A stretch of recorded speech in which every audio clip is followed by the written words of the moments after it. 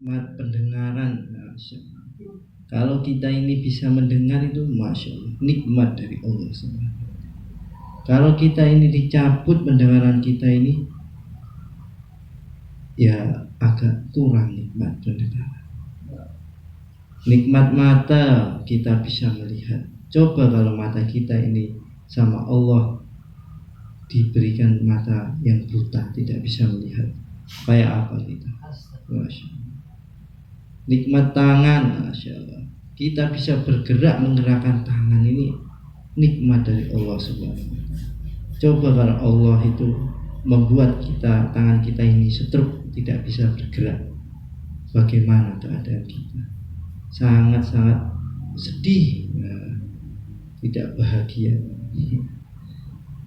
Dari semua nikmat itu hadirin, ada nikmat yang paling besar, yang paling agung, yang dibutuhkan oleh manusia di dunia dan di akhirat.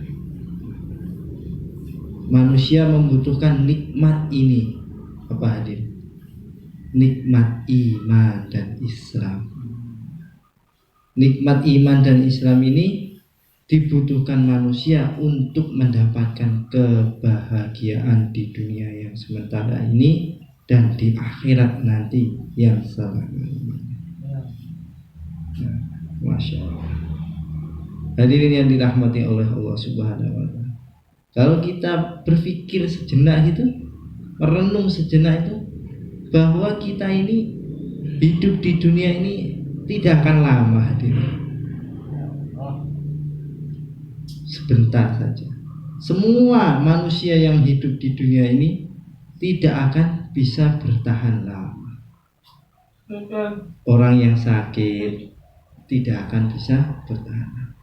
Orang yang sehat pun juga tidak akan bisa bertahan. Orang yang miskin tidak akan bisa bertahan. Orang yang kaya pun juga tidak akan berlama-lama di dunia ini. Kalaupun Allah itu menjadikan orang itu di dunia orang yang paling kaya, orang yang paling sehat, orang yang paling bahagia di dunia ini, orang yang paling sakti kelihatannya, orang yang paling berkuasa di dunia ini, semua itu pun juga tidak akan lama dia hidup di dunia. Semua pasti akan ditinggalkan. Kerikil satu pun tidak akan dibawa. Masya Allah. Semua ditinggalkan di dunia ini. Apa yang dibawa kalau sudah mati, meninggal dunia? Tidak ada. Kalau manusia itu mau berpikir sebentar, mau berpikir, merenung sebentar saja itu, apa ya dibawa itu, yang dibawa di akhirat nanti apa? Ya tadi nikmat iman dan Islam, amal soleh yang dibawa. Kalau mau berpikir lagi, orang itu kalau mau banggakan dunia itu, sombong atas dunianya itu yang akan ditinggalkan itu, orang itu keliru sebenarnya, salah. Karena akan ditinggalkan ke akhirat. Hadirin yang dirahmati oleh Allah Subhanahu wa Ta'ala, dunia ini sebentar, tidak lama. Maka Allah Subhanahu wa Ta'ala itu pencipta alam semesta ini memberikan peringatan kepada kita. Di surat Al-Fatir ayat 5, A'udzubillahi minasyaitonirrajim. Fala ta'urrannakumul hayatud dunya wala ya'urrannakum billahil ghurur. Yang artinya, jangan sekali-kali menipu kamu kehidupan dunia ini. Jangan sekali-kali menipu kepada kamu si penipu, yaitu setan. Maka dunia ini menipu hati ini. Kelihatannya begitu besar, ya, kelihatannya begitu megah, kelihatannya begitu indah, kelihatannya saja, tapi hakikatnya dunia ini kosong, akan dihancurkan oleh Allah Subhanahu wa Ta'ala. Dunia ini tidak ada apa-apanya. Contoh bukti dari dunia itu tidak ada, kosong. Cerita dulu orang-orang dulu, mana raja-raja yang namanya Fir'aun, yang dulu katanya pernah mengaku sebagai Tuhan, kerajaan yang besar, yang memusuhi Nabi Musa alaihissalam. Di mana dia? Meninggalkan dunia ini. Mana Raja Namrud yang dulu katanya pernah membakar Nabi Ibrahim alaihissalam. Di mana dia? Meninggal dunia. Yang punya kerajaan meninggal dunia, meninggalkan kerajaan. Mana Raja Persia yang katanya kekuasaannya itu sepertiga dunia, separuh dunia bahkan. Meninggalkan dunia ini. Mana raja-raja yang dulu raja kerajaan Indonesia, Raja Mojopahit, Brawijaya, meninggalkan dunia ini. Mana Pak Soekarno yang katanya kalau berpidato itu, Masya Allah, memuka seluruh rakyat Indonesia katanya, tapi semua meninggalkan dunia. Sebentar lagi ini kita ini loh yang duduk di sini juga meninggalkan dunia ini. Maka persiapkan iman dan amal kita. Iman kepada Allah, la ilaha illallah. Kita yakini bahwa tidak ada yang berhak disembah kecuali Allah. Yang menguasai dunia ini adalah Allah. Yang memberikan rizki kepada kita ini adalah Allah. Yang merajai, rajanya raja itu adalah Allah. Allah juga yang maha melihat kita. Kita duduk-duduk di sini, Allah tahu.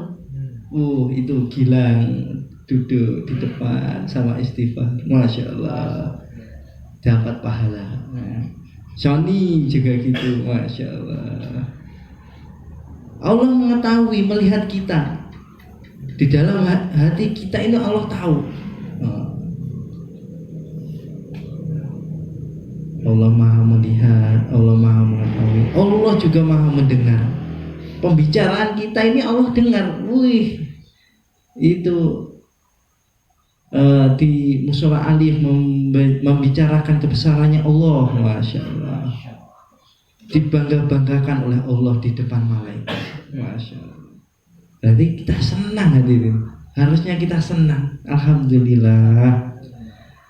Semoga Allah meridhoi kita, merahmati kita atas usaha kita ini. Hadirin yang dirahmati oleh Allah Subhanahu wa Ta'ala, orang-orang yang biasa tidak akan bertahan lama. Orang-orang yang luar biasa pun juga tidak akan bertahan. Sampai orang-orang yang kekasih-kekasihnya Allah, para nabi, para wali-wali, para rasul-rasul, para pendakwah-pendakwah, dai-dai Allah Subhanahu wa Ta'ala juga tidak akan lama di dunia. Karena kenapa? Karena memang itu manusia itu diciptakan bukan untuk dunia ini. Masalahnya inilah hadirin. Manusia ini bukan diciptakan untuk dunia ini, tapi manusia diciptakan untuk alam akhirat nanti yang selama-lamanya. Jadi orang itu hidupnya yang asli itu sebenarnya itu ya nanti di akhirat. Sedangkan dunia ini apa fungsinya tadi? Fungsinya untuk ujian. Di surat Al-Mulk ayat 1 sampai 2. A'udzu billahi minasyaitonir rajim.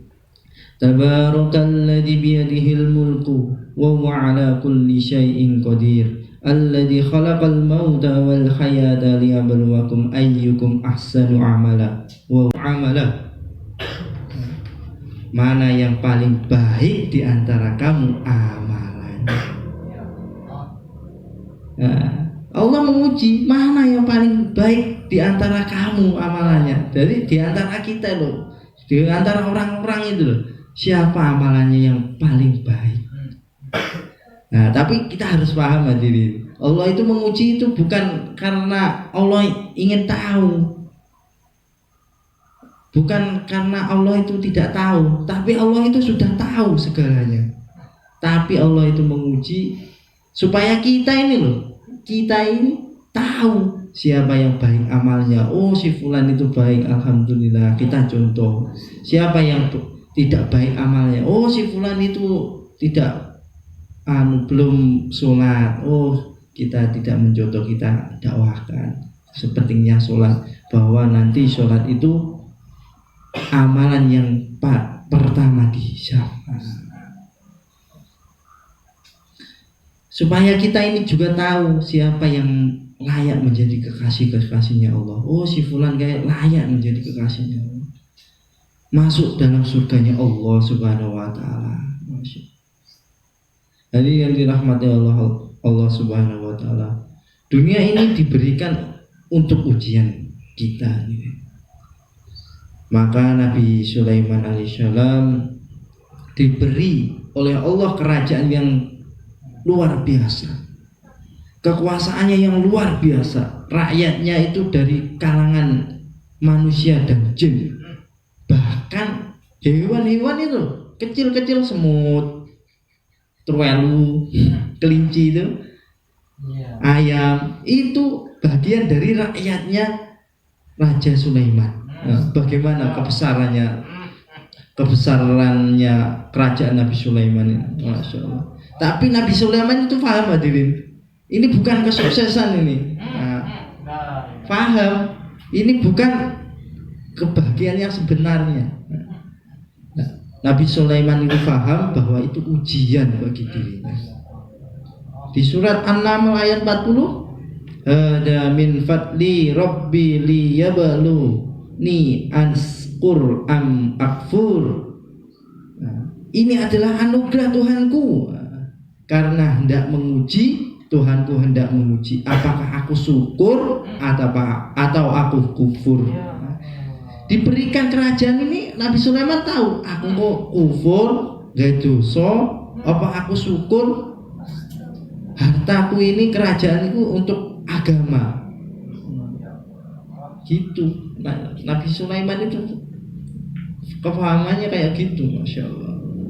Nanti yang dirahmati oleh Allah Subhanahu wa taala, orang yang miskin juga diuji oleh Allah, orang yang kaya juga diuji oleh Allah Subhanahu wa taala, orang yang sakit diuji oleh Allah, begitupun orang yang sehat juga diuji oleh Allah. Semua dalam ujian. Siapa yang lulus ini?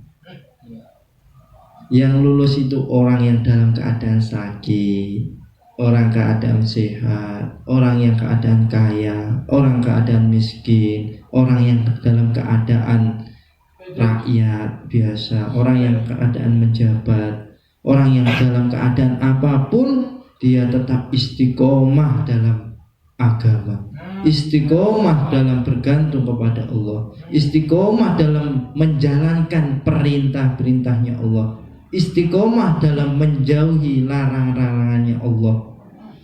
Dia tetap istiqomah dalam dakwah ilallah, istiqomah dalam agama. Inilah orang yang sukses sebenarnya, orang yang dalam ujiannya lulus dalam ujiannya. Kalaupun orang itu dalam keadaan miskin, mengkis-mengkis, sakit-sakitan, tapi hatinya senantiasa tawajuh kepada Allah, amalannya mengikuti sunnah Rasulullah SAW, seluruh larangan-larangan Allah ditinggalkan, seluruh perintah-perintah Allah dikerjakan, inilah juga orang yang sukses, orang yang lulus dalam ujian. Kemudian tidak lama kemudian dihantar menuju tempat balasan, tempat kemuliaan, yaitu surganya Allah Subhanahu wa taala. Semoga kita ini di sini juga dimasukkan oleh Allah ke dalam surganya Allah. Amin. Kalaupun orang itu merasa sukses dengan dunianya, sedangkan dia imannya itu lemah, amalannya rusak, tidak mau beramal, tidak mau sholat, maka ini seperti anak SD ini. Anak SD yang tidak bisa baca tulis. Ya kata orang ya bodoh gitu loh, kayak kasarnya, bahasa kasarnya itu. Terus dia itu masuk dalam ujian SD dalam ruangan. Anak kecil itu masuk dalam ruangan. Terus gurunya itu tahu bahwa anak ini anak yang tidak bisa baca tulis. Gurunya itu iseng, mau istimewakan anak ini, diberikan kursi yang istimewa, empuk dibandingkan teman-temannya, diberikan meja yang bagus, diberikan makanan yang enak-enak, minuman susu. Terus anak ini salah paham diri, bahwa salah pahamnya itu, aku diparingi Pak Guru jajan-jajan ini kursi empuk, liyane orang, berarti aku sukses iki. Liyane ndak sukses iki. Liyane penake ya enaknya itu liyane gagal gitu. Berpikirannya anak ini gitu. Loh. Setelah itu dikeluarkan soal ujian dari Pak Gurunya ini. Ini ujiannya diserahkan oleh gurunya ini. Anak ini yang diberikan makanan enak, kursi empuk, tidak bisa mengerjakan apapun. Tapi dia berpahaman, aku masih ndak iso ngerjakne soal ujian ini, aku sukses. Wong aku dikai panganan enak kalau timbangane kanca-kancaku. Nilainya 0. Tidak lulus. Terus dia pulang. Ketemu ibunya. Ibunya ini tahu lah anaknya itu bodoh, tidak bisa baca tulis. Tanya, nak gimana nak ujiannya? Wah, alhamdulillah Bu, sukses aku Bu. Loh, bingung ibu anakku iso baca tulis kok sukses sih? Iya iya. Ditanya oleh ibunya, loh bagaimana ceritanya nak? Kok iso bisa sukses itu? Gini Bu ceritanya. Sama Pak Guru tadi di sekolahan, di ruangan saya diberikan kursi empuk, makanan enak, minuman susu. Teman-temanku tidak diberikan, maka aku sukses Bu. Loh, terus ujiannya gimana? Bisa ngerjakan apa enggak? Loh, kalau itu enggak bisa Bu. Tapi saya berpahaman saya sukses. Saya diberikan kursi empuk. Nah, cerita ini kayak sepertinya seperti cerita yang lucu. Tapi hadirin, orang sekarang ini loh berpahaman seperti anak ini di dunia. Kalau diberikan mobil bagus, rumahnya bagus, kursi yang empuk, makanannya enak-enak terus, dia berpahaman bahwa dia ini sukses. Kalau sudah begitu dia sukses. Padahal kalau ditanya, Pak gimana kabarnya? Wah alhamdulillah sukses aku San. Aku wis lulus nih anakku sarjana kabeh, jadi dokter, jadi Pak Bupati. Terus pekerjaanku yo nyukupi, mobilku yo enek 5, terus omahku yo apik, badanku yo sehat, maka aku sukses. Tanya lagi, gimana Pak? Wis sholat nopo dereng? Nek niku sik urung. Masya Allah. Padahal kesuksesan itu orang itu iman dan amal loh dia lah. Kalau belum iman dan amal, dia belum sukses. Karena dunia ini hanya sementara, tidak lama kemudian ditinggalkan.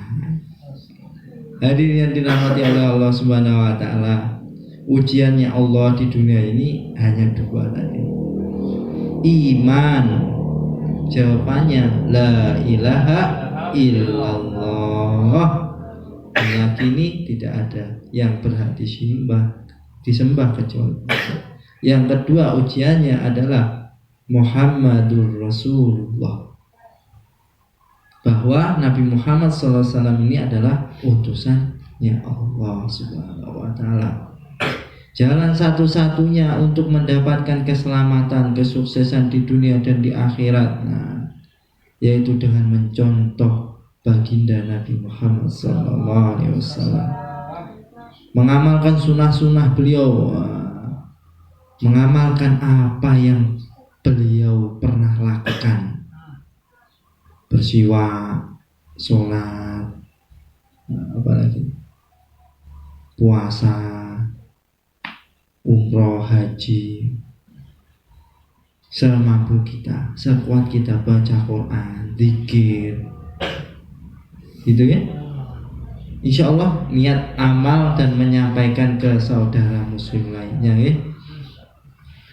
Jadi yang dirahmati oleh Allah Subhanahu wa taala, itu yang bisa saya sampaikan. Kurang lebihnya saya mohon maaf. Benar dari Allah Subhanahu wa taala, salah dari saya sendiri. Semoga Allah mengampuni saya dan kita semua insyaallah, dan memasukkan kita ke dalam surga Firdaus tanpa hisab bersama keluarga kita, kedua orang tua kita, dan kaum muslimin dan muslimat insyaallah. Dengan kesempurnaan majelis kita tutup dengan doa kafaratul majelis. Subhanallahumma wa bihamdik, asyhadu an la ilaha illa anta, astaghfiruka wa atubu ilaik. Assalamualaikum warahmatullahi wabarakatuh.